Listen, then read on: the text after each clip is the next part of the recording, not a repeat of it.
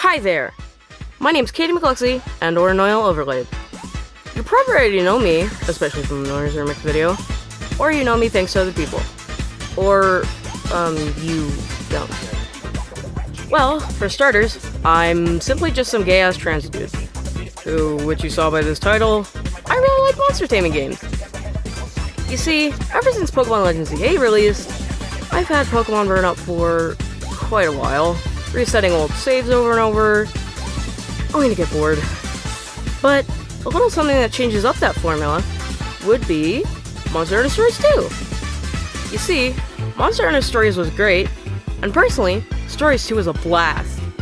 But for today's video, we're discussing how this game in particular got me out of a huge state of depression, as it really helped me in my journey of learning to fight mental struggles, and why you should play it yourself.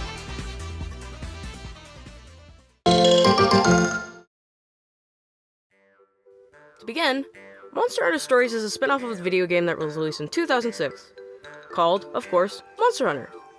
Stories takes a unique spin on the franchise because instead of targeting and tracking down monsters to hunt them, you instead make friends with them by hatching them from eggs. This game isn't really anything like Pokemon in my personal opinion, but it's actually slightly similar in a few ways. You see, not only is there a combat system, but there's also something called kinship attacks, or rather, skills. These, to me personally, are more so like Z moves. They do a lot of damage, and can only be activated during certain times. But instead of doing a silly little dance with your Pokemon in front of you, you hop on your monster, and then you can do it. But now, what is this game about? Well, spoilers incoming, so if you don't want to hear that, skip this timestamp. But anyway, the game is about you, a teen writer, saving the world from a chaotic destruction, or something called a hue to the blue sky, named Voltura. That's really all I can describe because this story is way too long, like these Yap Sessions videos. But you see, Monster Hunter Stories 2 is a game about, at least I think, friendship. Making bonds with destructive creatures and gaining some trust with others.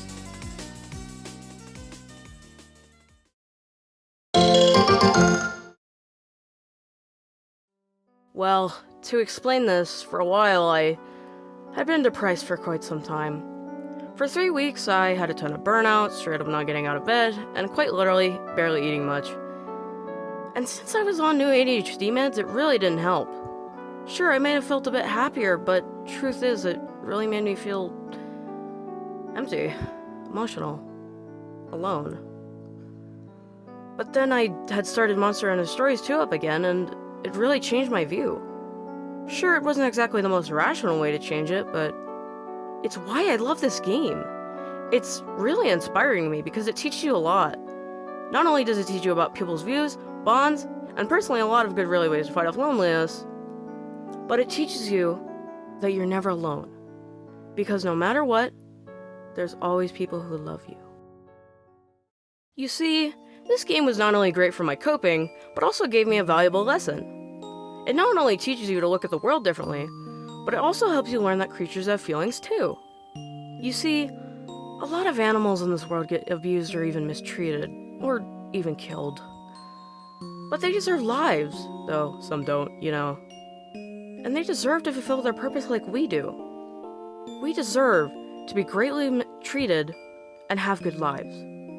And it helped my mental stability because it also taught me to value friendships and the lesson of treating everyone with kindness. Even if everyone is different, we not only have lives, but everyone's lives matter. You see, not just certain races, all of us matter. And this game made me realize that. We don't deserve to die. We don't deserve to be mistreated. We all deserve and want to be able to be treated well. Plus, the third version of Stories is coming out next month, so I think a lot of people should play this game or the original's remaster before then. But so with all this said, thank you for watching, and have a good day, evening, or night. See you next time.